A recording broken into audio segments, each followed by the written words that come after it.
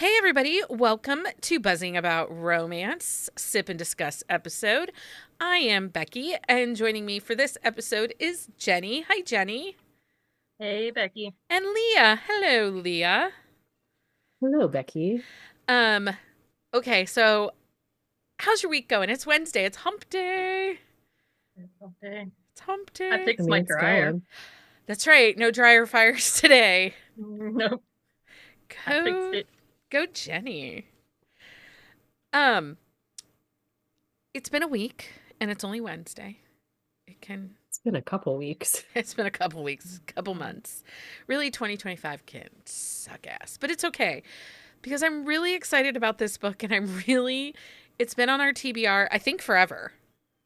Yeah. Well, and Amanda has talked about how much she enjoyed it multiple times since we really need to read that book and we just hadn't gotten around to it. And then Amanda's like, let's do it for a sip and discuss. We're like, yes, we will. Let's do We it. will. So I think it's one of those again.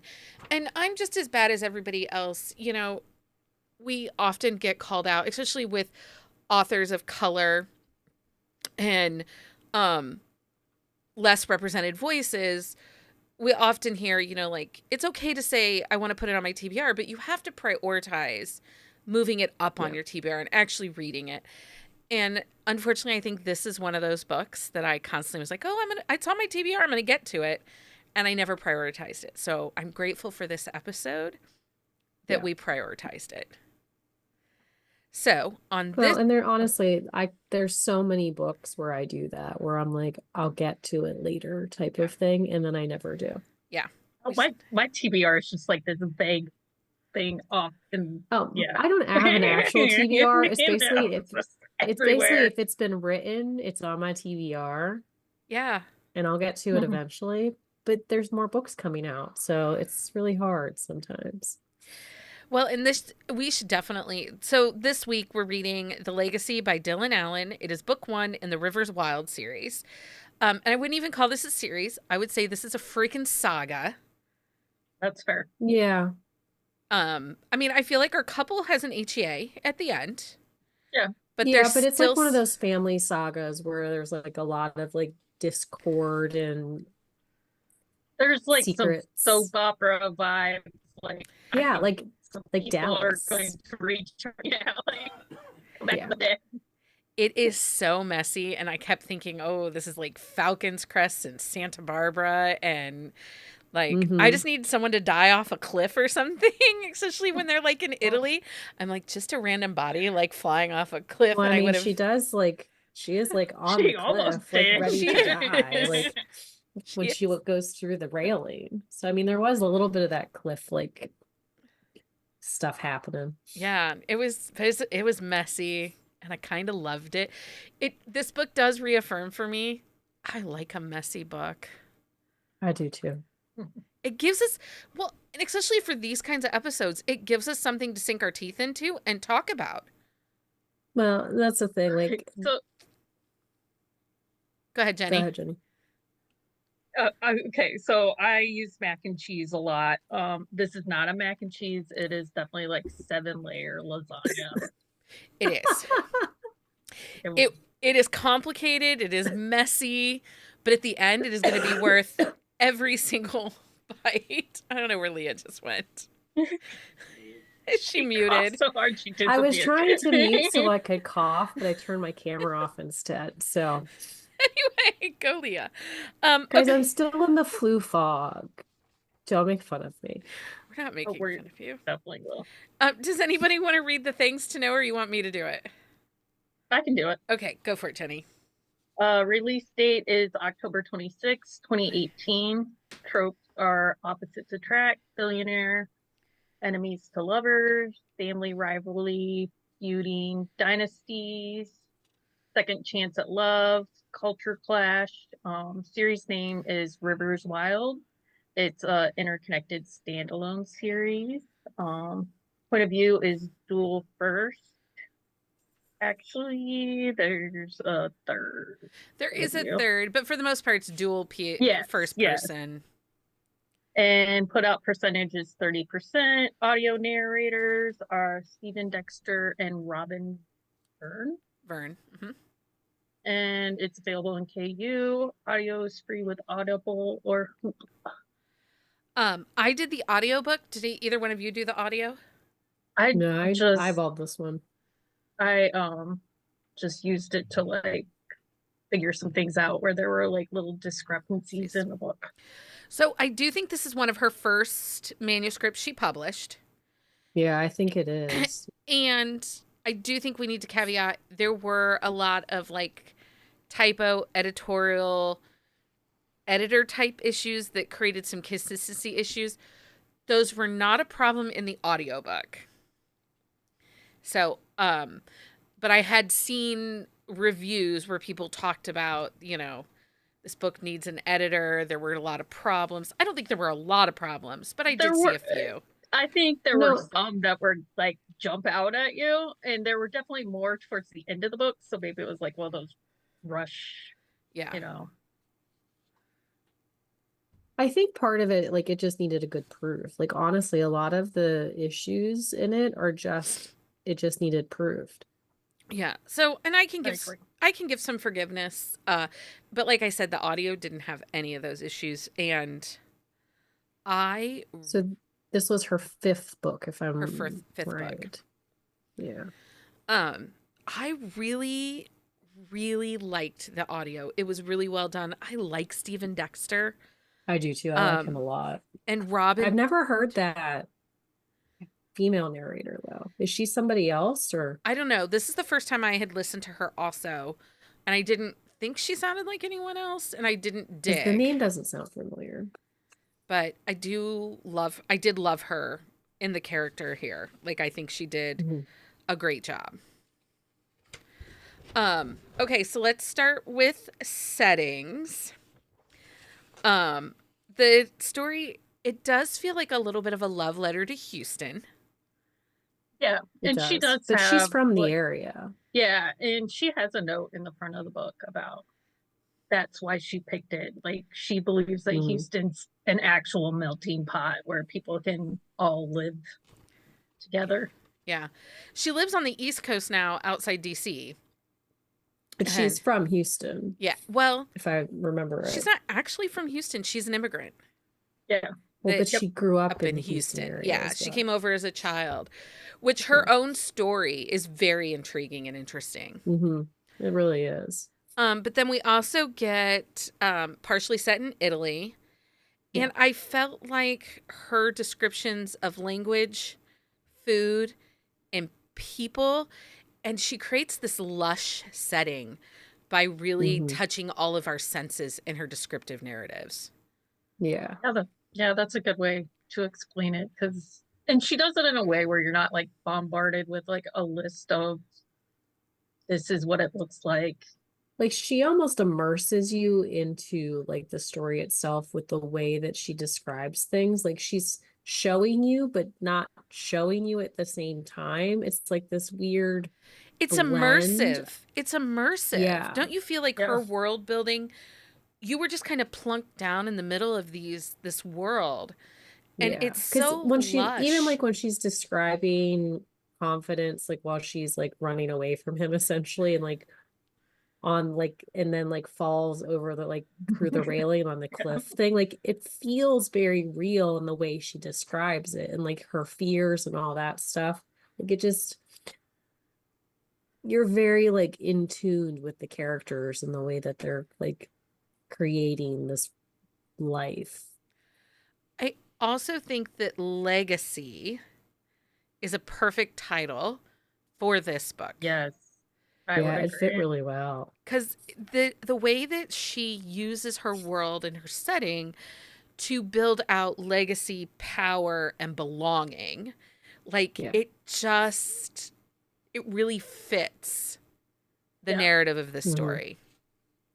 Yeah. And a word like legacy, like, you think power struggle, but also that internal struggle of how am I going to live up? How do I keep moving forward? And I feel like she did that, expressed all of the different intricacies and depths of that word in the way she told this story. Well, and I think go ahead, Jenni. And for both characters, like, it wasn't just his legacy. Like Confidence really struggled with like her past and how that like shaped her future too. So Yeah. Well, and like the way that she opens the book up itself, it's like he is 16, but he's like basically getting torn away from like the home that he knows. And it's like when you turn 30, like you have to come back and like or 25, like you have to come back and like reclaim your place. Yeah. So it's the whole like thought process from the get-go and the way she just sets the story up itself. Yeah.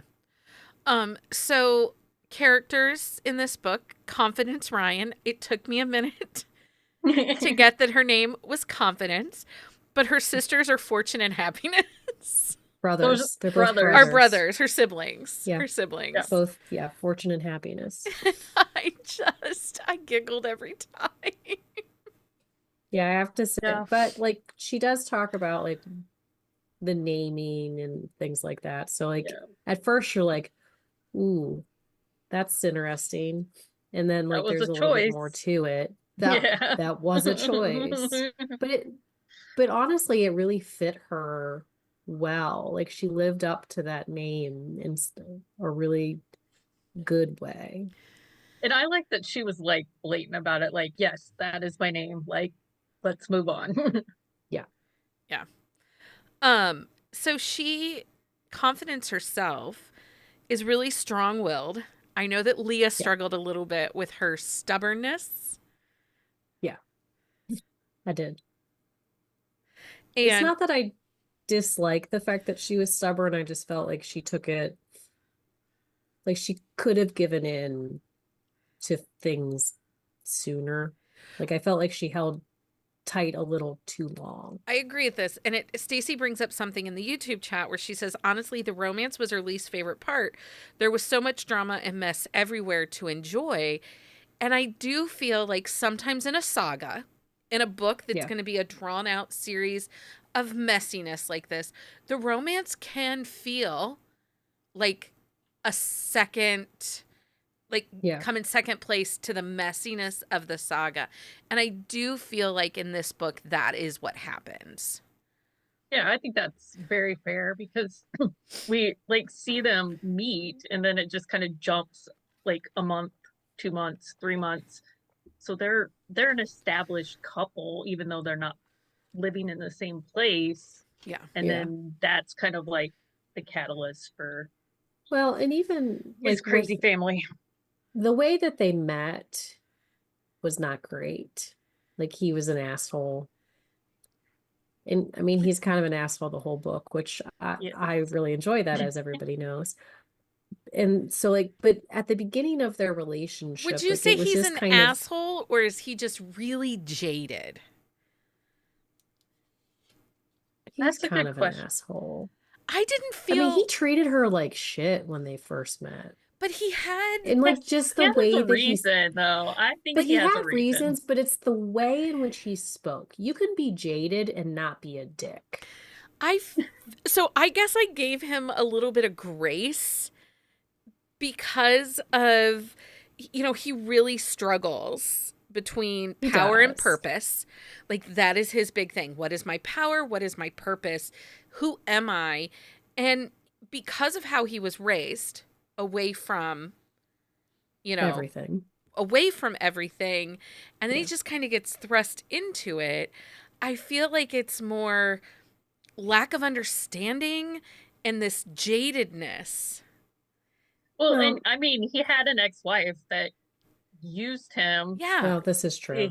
He thought he was done with her. And then she's like, "Ooh, wait." Yeah, but still kind of an asshole. Though. I do think, saying. I give he is demanding. He is very possessive. He is arrogant, like buckets of arrogance. Yeah. But I didn't mind it. Like, I didn't mind it. I had no problems with it.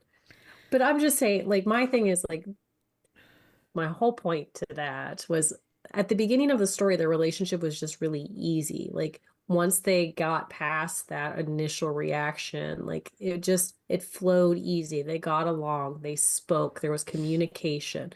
And then his family happened, and it went downhill from there. Do you think that for his jadedness, his assholery, did he redeem himself enough through his making amends and his groveling? I think he did, I which is why well, I'm kind of mad at her. well, and I think he learned a lot. Like Yeah. he learns a lot about himself, like both internally and externally, and then like having a baby coming is like you got to figure out what all this means because you got to teach somebody else. Like, Yeah. I think he did, because I think that's the thing. Like, he recognized even from the get-go, like, he shouldn't have said those things. He shouldn't have asked for it. And like, his big thing was trying to get past it without her knowing about it. But dude, that never happens. Never. I mean, Like, his brother told him. He yeah, did. and that's the thing. And I think he recognized like he was an idiot, but he had been burned in the past by the ex-wife. And so like the reasoning behind it made sense.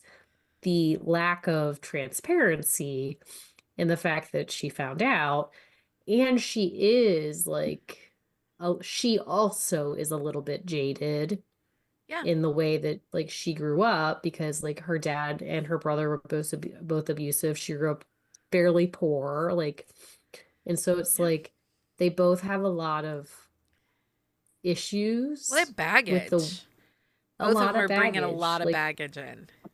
with the way they grew up and how people view them. Like, he is like seen as this unattainable like god essentially in some ways, because he is in charge of this company and he has so much money, and she is from the wrong side of the tracks. Yeah.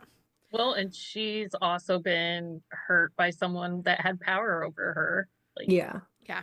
Yeah, because that ex was a tool. It really was. So I don't feel like their And baggage, his name was Nigel. Nigel. I don't feel that their baggage muted their chemistry. No.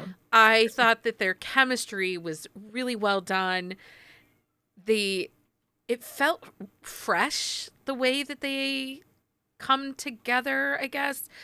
And fresh, I mean like the sex scenes were good. They didn't feel cringy. There was never a moment where I'm like, why are we doing and this? even being like from 2018, like granted, it's not that old in the grand scheme of things, but in the book world, that's a fairly old book, but it aged well. The tech is fairly good still. Like, there's not a lot of That's 7 years disconnects old. there. Well, yeah, that's what I'm saying. In the grand scheme of things, 7 years is not that old. But in books, 7 is an older book. Yeah. So it's like you figure some of the books that we've read that are a little bit older, like the sex scenes are a little bit more cringy, and there is a little bit less like consent in those things. But this book didn't have any of that. Like, No. it flowed well, it's aged well.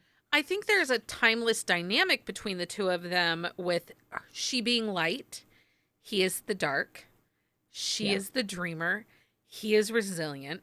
Those are timeless themes. Yeah. Right.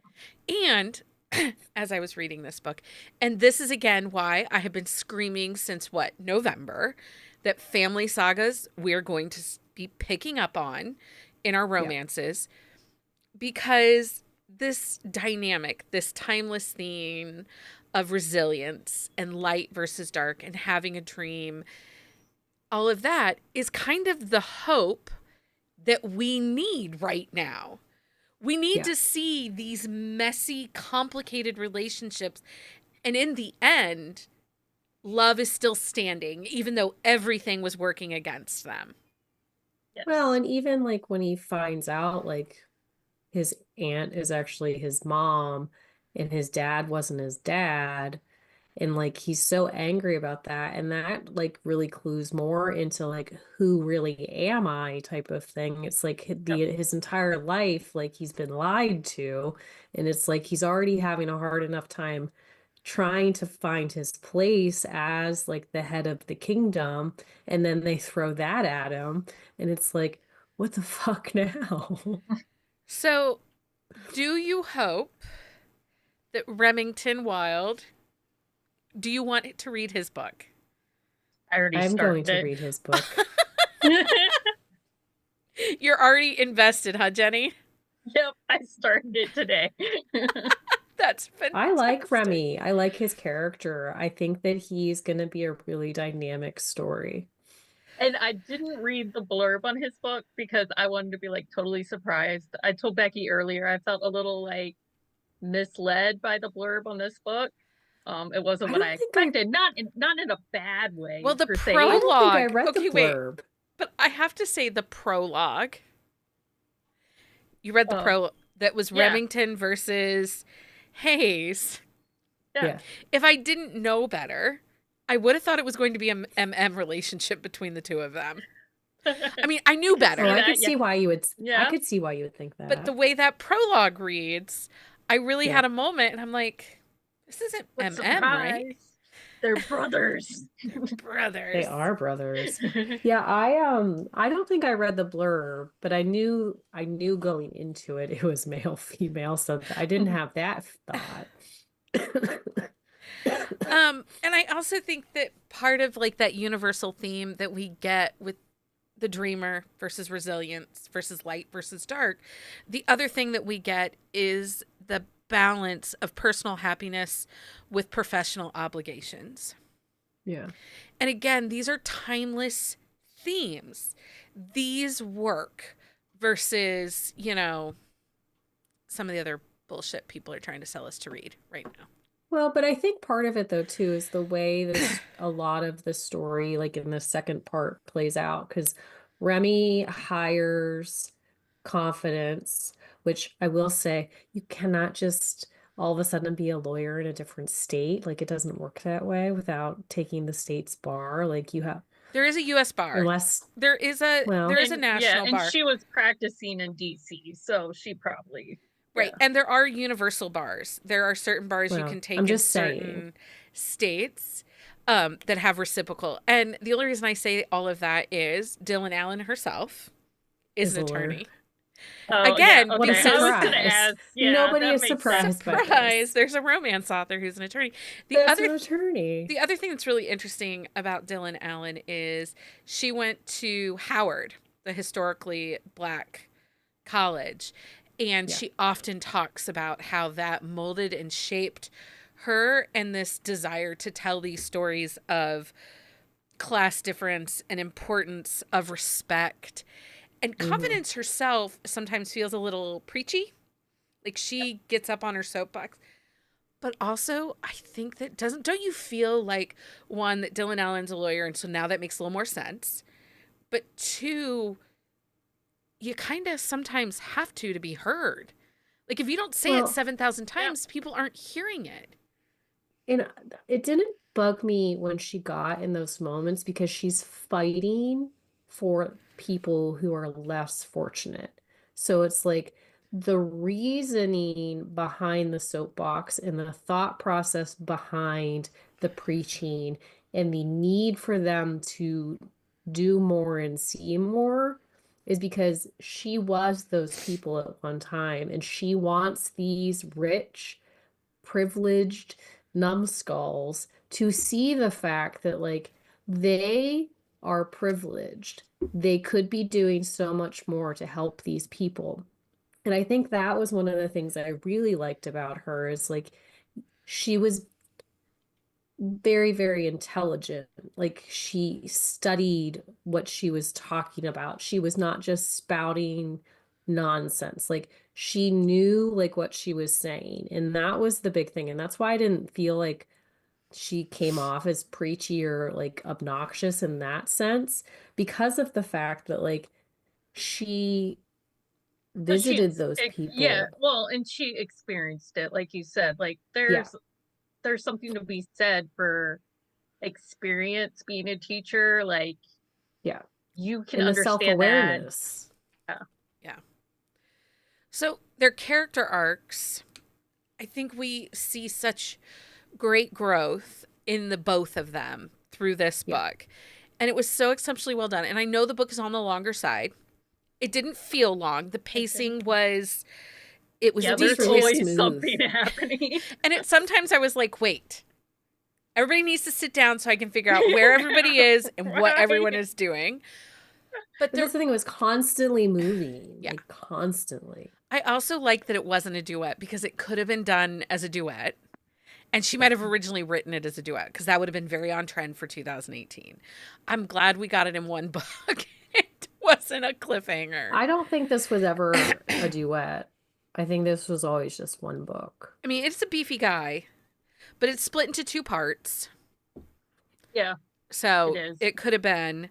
Well, and it was like a natural 2 parts. Yeah. It's actually only 380 pages. It's only 3/8. It felt, but there's so much to There's it. so much that happens in it, though. Like, it seems a lot longer, but not in a bad way. But it didn't read because long. it just, there's so much going on. Because, like, in part 1, you have a lot of like them in Italy, and then their relationship when they come back to the States, and then the family thing, and then they break up because he's a dumbass and Confidence. Okay, I got a question about when they break up. Okay. So, because there was this paragraph that I read like 3 times, because I'm like, does she call him and have phone sex and hang up on him? Yes. Okay, and she does that multiple times. Yes. Yes. Okay. She uses him to get her rocks off, and and she makes a comment about it later where she uses him because it helps her fall asleep. Yeah, but I was just like, oh, okay. Yeah. I mean, a little bit of a petty revenge, a little bit, don't you think, though? But he is like all in for it. Like, he does not care. Like, he's gonna take whatever he can get. Well, because he also was dumb. He was stupid. So he was stupid. So like, he will take those tiny little breadcrumbs because she ignores him for the most part. Oh, and his family is, like, people and their guns in this book. I'm like, we're just whipping them out, like. Well, and then you have like the dude, the asshole at Barry. Barry. I couldn't think of what Barry's name is. Barry was a turd tool and a half. But he got his comeuppance because he attacks her and Hayes loses his mind and almost beats the shit. Well, I mean, he does beat the shit out of him, but like. Yeah, but then he comes back with a gun. And then he comes back with a gun. But okay. The one thing I do want to say is, one of the things that I've screamed about for the last 6 months is I want stakes and emotion over vibes. There were no vibes here. This is all stakes. This is what but the emotion in this book too, this is what I want. That was 350 I fully pages. admit that I teared up a couple times, and I might just be hormonal and in the flu fog, but I definitely teared up a couple times. But it was thought-provoking, and it made you really look at the characters, and there was stuff that you could really sink into in this book. Do you know what I mean? Like his relationship with his aunt, and then to find out she's his mom. Like the turmoil, I could kind of forgive him a little bit for some of his dumb stuff. Well, but even like his aunt, when like they're at the diner and she looks at Confidence as like, how much money do you, or how much? I was like, tries to bribe I her. wouldn't like you. But the fact that Confidence like lays her out and like fillets her up, and like, I love that scene so much. Like, I was not a big fan of the aunt/mom for most of the book. Like, I didn't really like her. I thought that she was just an obnoxious person who didn't really understand like how family and love really works. But when Confidence like lit into her in that scene, I was like, yeah, bitch, you tell her. Well, the other thing is so this was a pretty angsty read. And Leah, you're often like, I don't want the angst in my books. I don't like. I don't want a angst that is displaced and not needed. Like, you don't want manufactured angst. Manufactured, yes. Like, I don't think this book, had it not had the angst, would have worked. Like, you needed the angst. You needed the messy. I mean, I like an angsty book, but it has to make sense. It all made sense in this book, and I just kept going, these people are messy. And you I know. totally know that you'd be the lady, like, vacuuming your yard to watch the drama unfold. You know what I'm talking 100%. about. Oh, I would I'm going to definitely do dust that. my bushes because I got to know what's going on with these neighbors because they be crazy. Yeah. I mean, it's not like there's any neighbors close, but No, but like, I'd be taking a long stroll through the woods. or would you have been at the diner with the aunt in confidence and been like, Well, Yeah, then but Henny. that's something too. Like you get that small town like feel too, and like the nosy people, and it's like they're getting up in everybody's business. So it's like you have that small town like character on top of like all the chaos that is happening. And so it's like there's so many moving parts in this book that it almost seems like it's going to be too much, but it's almost not enough. well, and I think we get like all that personal growth. You get the family legacy and Yeah. just the timeless theme of finding balance between love and duty and how this works in your world. Like, I just think all of those layers that this story gave us just. This Yeah, is a 'cause book that I think you reread. It reads different every time you read it. Yeah. Yeah, because I would say like one of the like main themes is like found family versus blood family, because she Yeah. struggles with like, okay, I did not see like her brother had killed her dad. I did not see Yeah. that coming. I was like, oh, I honestly figured it would be her mom, like in a moment right, of like self-defense. panic. Yeah, Yeah. Yeah. yeah. And so then she's concerned that like she's gonna pass on those like Yeah. anger issues or addiction issues Yeah. to Yeah. her children. Well, Which but is then really you get like realistic, this, like though. with her mom Yeah. too, like they have such a good relationship, and like she was really the mom loved Hayes, and so like she was even madder at the fact that he did what he did because it like was disappointing to her mom at the same time. Yeah. Is there anything else in the legacy that we want to talk about before we go to the next part? Poppy's like my favorite side character. The Poppy. like She was, house manager. Yeah. Yeah. yeah. That like just walks up and is like, this gun isn't loaded.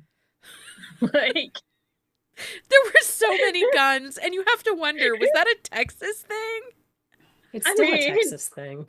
yeah, like, because I thought about it, I was like, Ohio's like open carry now, and I'm like, but I don't But you feel have all like this Texas cowboys.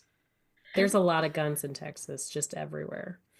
Like, Everywhere. it was a little, like, at first, the first couple times, I'm like, okay, I guess we're It's very having guns. realistic. It's a realistic. Which is interesting because I didn't realize until after that Dylan Allen had lived in the Houston area and grew up there, because she lives in DC, and I think the DC area now, I think she lives like Maryland outside Baltimore and stuff.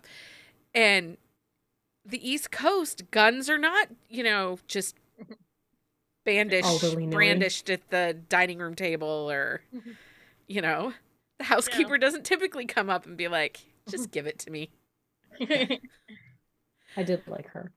I don't know if Poppy has a book or not, because so Dylan Allen writes some of the smaller side characters in the 1001 Dark Knight books. I don't believe Poppy does. Tyson, one of the brothers, has a book in that series, and then there's a family that is loosely connected with the town that has a book. His name is Omar. Okay. He played soccer. Because I actually am doing a Q&A for that one. It's called The Mastermind with Dylan. I will say, I think that Dylan Allen just kind of became like a favorite author for me.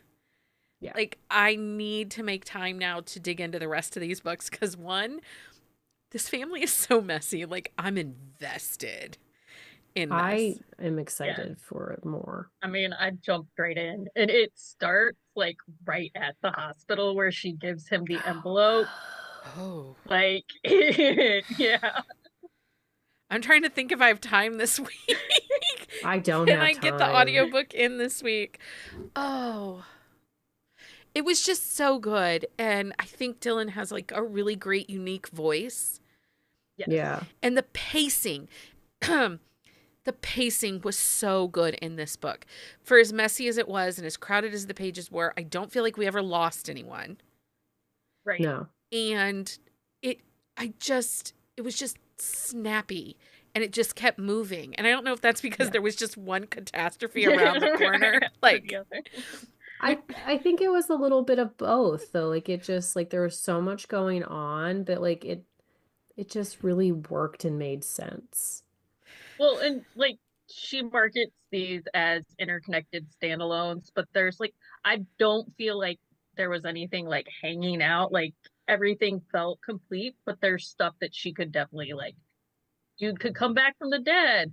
What's happening with the Barry dude? Like, is he gonna lose his mind? Because, like, he worked for Remington. Like, right. there's a lot she could do. Like, it was Well, like, just she very well created this crafted. world in which that she could really go any direction with it. And I think that's the big thing, is like the world itself that she's made, like there's so many options, because you have like that small town feel, you have the small town gossips, but you have like the rich, like in charge of everything families too. So book 2 is Remy, book 3 is Regan, and so it's like you get those ones, but Regan is with Stone, which is one of the brothers of Hayes. And Leah then, like is I said, so invested in this series.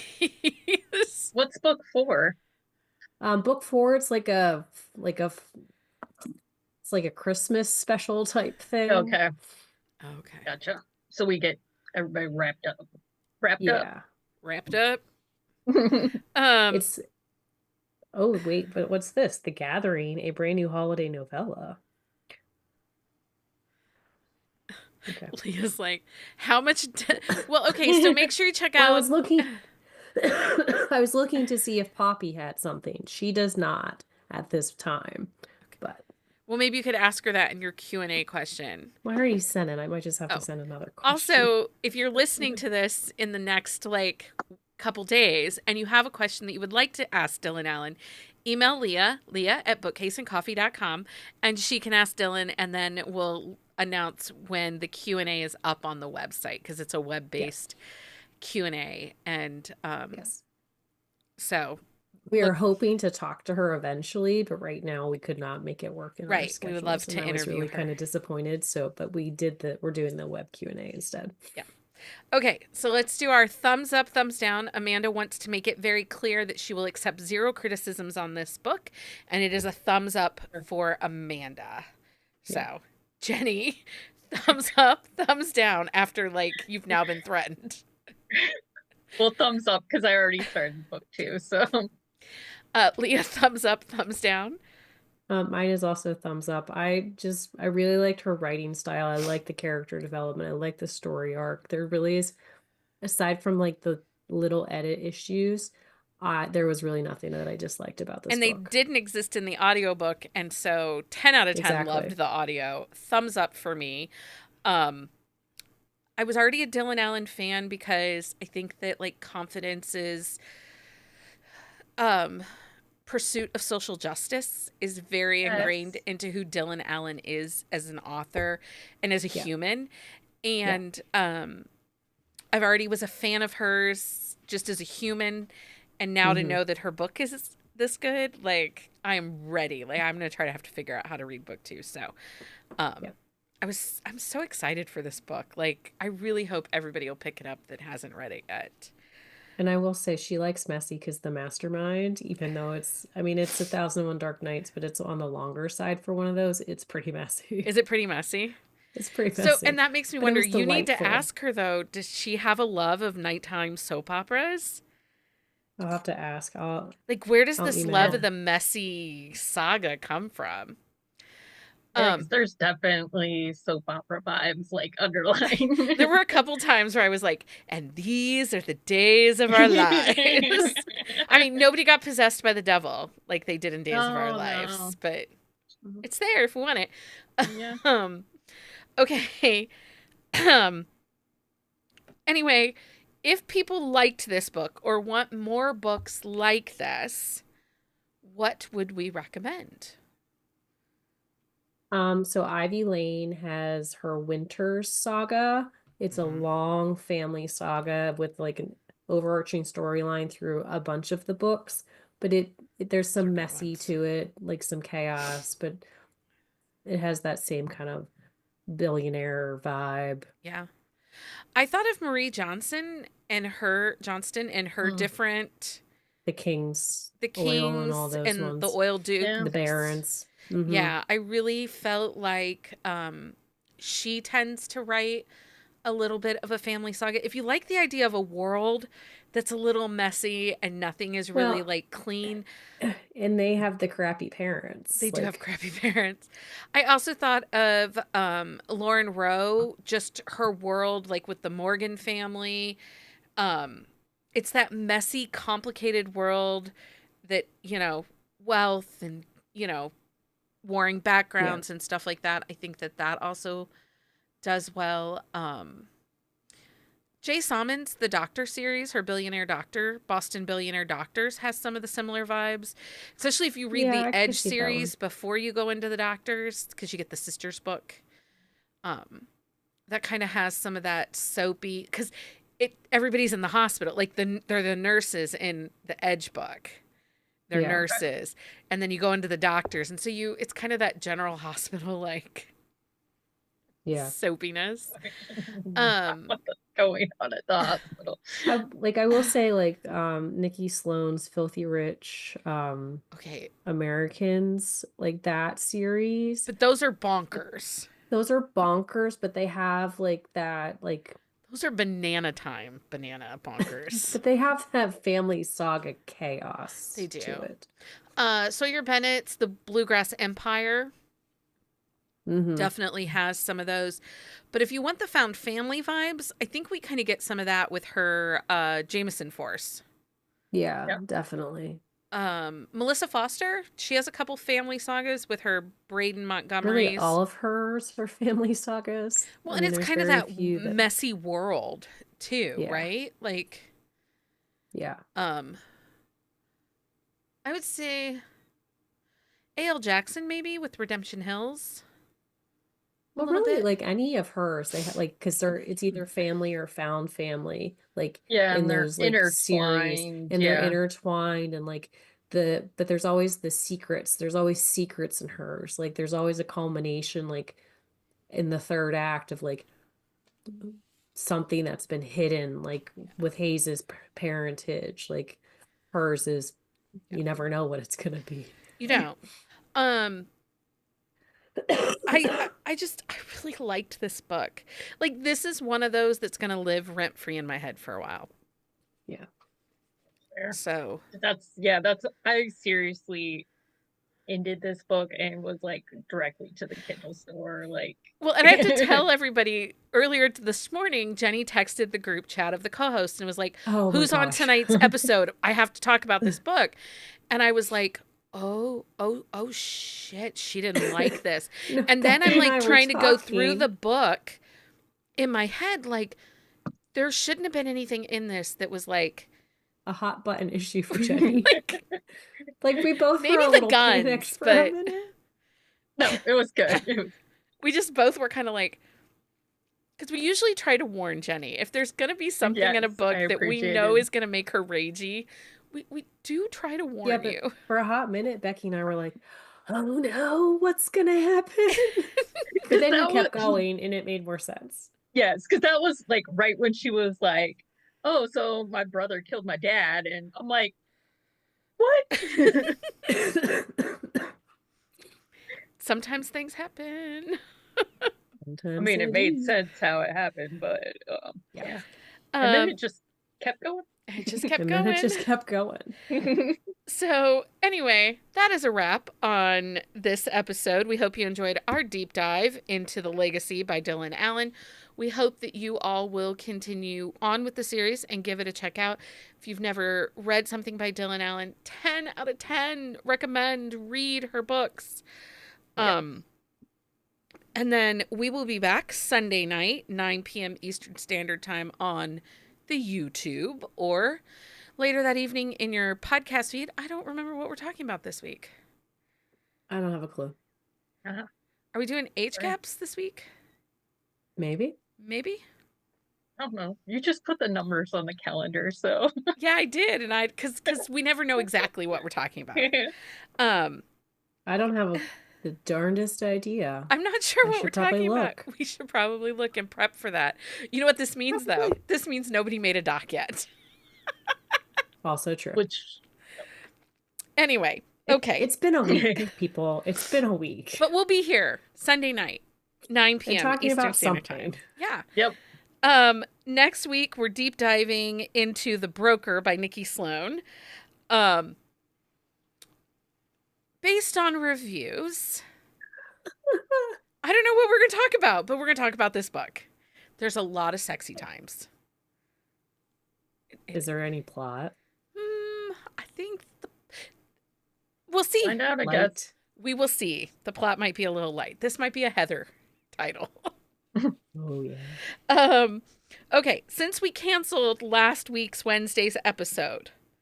I'm sorry. Well, Leah was sick and things were just...